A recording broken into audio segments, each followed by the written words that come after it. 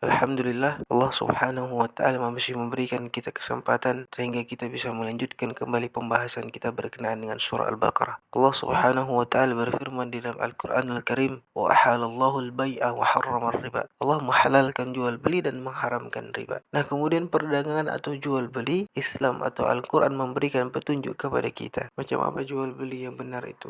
Macam apa jual beli yang diridhai oleh Allah? Dan macam apa jual beli yang membawa kita ke dalam surganya Allah? Al-Quran memberikan petunjuk kepada kita, rizalul la tulhim tijaratun wala bay'un an zikrillah wa iqamis salati wa ita'iz zakah yaghafuna yawman tataqabbalu fihi al-qulubu wal absar. Orang-orang yang tidak dilalaikan oleh perdagangannya daripada mengingat Allah, orang-orang yang tidak dilalaikan oleh usahanya daripada undang-undang peraturan Allah, dan orang-orang yang berusaha namun tidak terlewatkan daripada yang mengerjakan perintah Allah Subhanahu wa Ta'ala. Termasuk di sini ialah salat dan membayar zakat. Nah, jadi artinya dalam berbisnis, dalam berusaha itu diperlukan satu, penjual ini ridha dan membeli ini pun ridha. Dan Allah selaku saksi mengatur pun akan ridha. Artinya tidak meninggalkan tanggung jawab kita sebagai hamba untuk beribadah kepada Allah. Kalau tiga-tiga ini ridha, maka usaha kita, bisnis kita, perniagaan kita sudah sejalan dengan petunjuk daripada Al-Quranul Karim. Alhamdulillah. Jadi perdagangan, usaha atau jual beli yang kita kerjakan itu jangan sampai kita berani melanggar hukum-hukum Allah Subhanahu wa Ta'ala. Jangan sampai kita lalai dalam perintah-perintah Allah.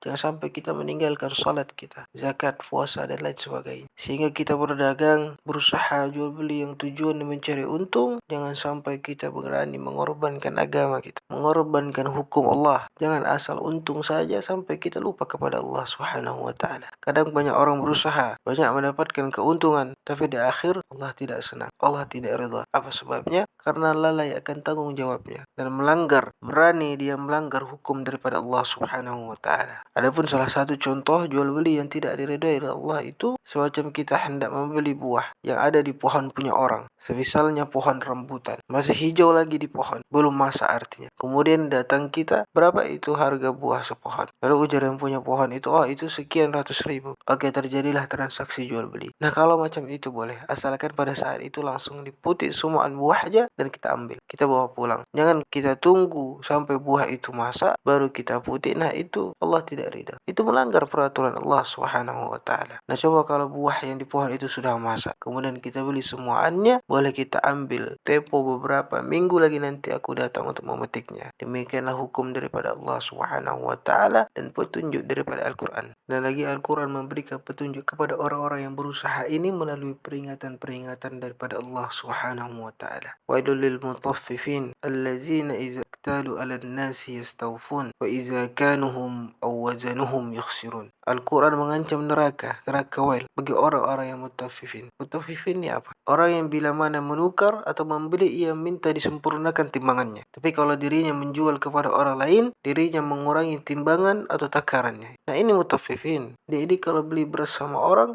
sangat teliti. Sedikit saja kurang minta ditambahi. Takut saja ia dicurangi oleh orang. Takut ia dikurangi orang berasnya. Tapi kalau dia yang menjual, mengurangi takaran, mengurangi timbangan, mengurangi ukuran. Nah, inilah cara-cara perdagangan yang tidak sesuai daripada petunjuk. Sehingga Al-Quran mengancam neraka wail. Wailul lil mutaffifin. Celakalah orang-orang seperti itu. Maka demikianlah Al-Quran memberikan kita petunjuk untuk mencari kehidupan di dunia ini dengan cara jual beli yang baik. Kemudian Al-Quran memberikan petunjuk juga kepada para ilmuwan, para da'i, para pendakwah, agar mereka itu menjadi orang yang takwa kepada Allah Subhanahu wa Ta'ala. Petunjuk Al-Quran jelas di dalam surah Al-Baqarah, "Atamuruna an-nasa bil birri wa tansawna anfusakum wa antum tadluna al-kitab afala taqilun." Apakah kalian menyuruh manusia berbuat baik, tapi kalian melupakan diri kalian? Kalian membaca kitab, apakah kalian tidak berakal? Nah, ini peringatan daripada Allah Subhanahu wa Ta'ala untuk orang-orang yang berdakwah, mubalighin, yang menyuruh manusia berbuat baik. Jangan sampai melupakan diri sendiri untuk berbuat kebaikan. Kadang-kadang kita ini membacakan dakwah, ceramah, hadis Rasulullah dan sebagainya. Contohnya sembahyang witir itu 11 rakaat. Nah, itu sangat baik disampaikan kepada orang. Tapi dirinya sendiri tidak pernah salat witir 11 rakaat. Adapun lagi sembahyang duha. itu paling banyak 8 rakaat. Dan fadilatnya hafal dia untuk ini,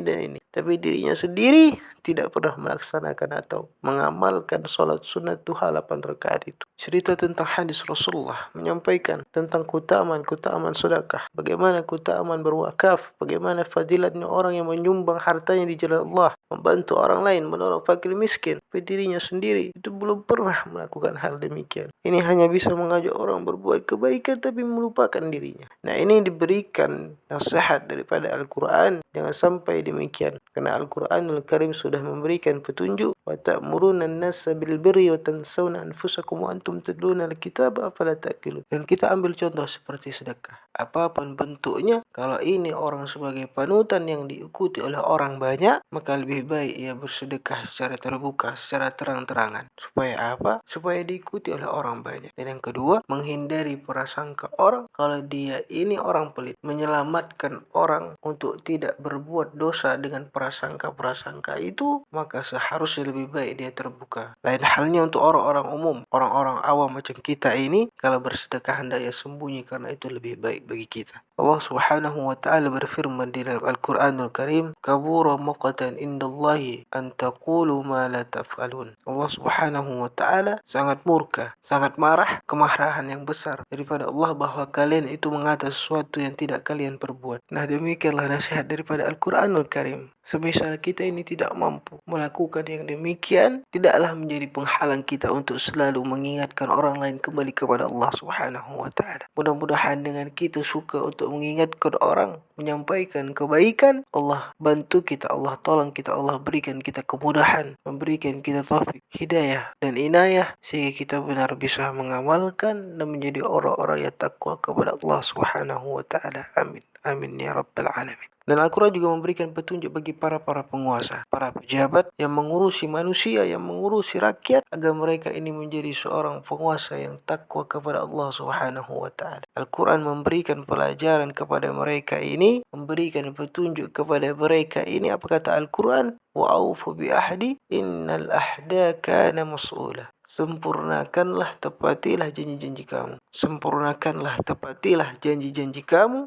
Karena demikian itu akan dimintai pertanggungjawaban kelak di hari akhirat. Nah, saudara-saudara kita, kawan-kawan kita yang jadi DPR, yang jadi presiden, kampanye janjinya macam-macam apa. Yang jadi bupati, gubernur, yang janji-janji mereka itu macam apa. Innal ahda kana mas'ula. Nanti di hadapan Allah, Allah akan minta pertanggungjawaban atas janji-janjinya itu. Jadi kasihan sebenarnya saudara-saudara kita, kawan-kawan kita yang menjabat itu, apabila mereka tidak bisa menunaikan janji-janjinya, maka akan berat kelak pertanggungjawabannya di akhirat. Sayyidina Umar sewaktu menjadi khalifah, beliau berkata, andai kata seekor haiwan mati kelaparan di negeri yang kupimpin ini, maka aku takut tanggung jawabku kelak di hadapan Allah Subhanahu wa taala nanti. Sayyidina Umar sangat takut kalau ada haiwan yang kelaparan di negerinya ini sewaktu beliau menjadi khalifah, apalagi manusia yang kelaparan. Sehingga Al-Quran ini menjadi petunjuk supaya para pejabat atau orang-orang yang bekerja dalam ranah mengurusi masyarakat supaya bisa mendapatkan kemuliaan daripada Allah Subhanahu wa taala, dan hendaknya ia benar-benar menjalankan hukum-hukum Allah. Maka ikutilah petunjuk yang sudah diberikan oleh Al-Quran. Karena kalau mereka itu baik dalam menjalankan tugasnya, maka sungguh melimpah rahmat dan kebaikan yang akan datang kepada mereka. Besar pahalanya bagi mereka yang taat itu. Manakala apabila mereka melakukan perbuatan yang curang, maka sangat amat besar pula ganjaran dosanya. Jadi hati-hati kalau orang yang hendak menjadi pejabat dan mengurusi perihal orang banyak ini. Baginda Rasulullah sallallahu alaihi wasallam bersabda, "Innakum satahrisuna 'alal imarah wa takuna damah yaumal qiyamah." Kamu, ujar Nabi, ingin memegang jabatan itu, ingin memegang kekuasaan, tapi berhati-hati jika engkau tidak amanah, di akhirat kala engkau akan menyesal. Sungguh pasti kalian akan menyesal. Wa aufu bi ahdi, maka sempurnakanlah janji dengan rakyat pada waktu kampanye dulu, janji yang sudah bersumpah Al-Quran di atas kepala. Wah, ini tidak main-main Al-Quran ini. Dan demikian itulah innal ahda kana mas'ula.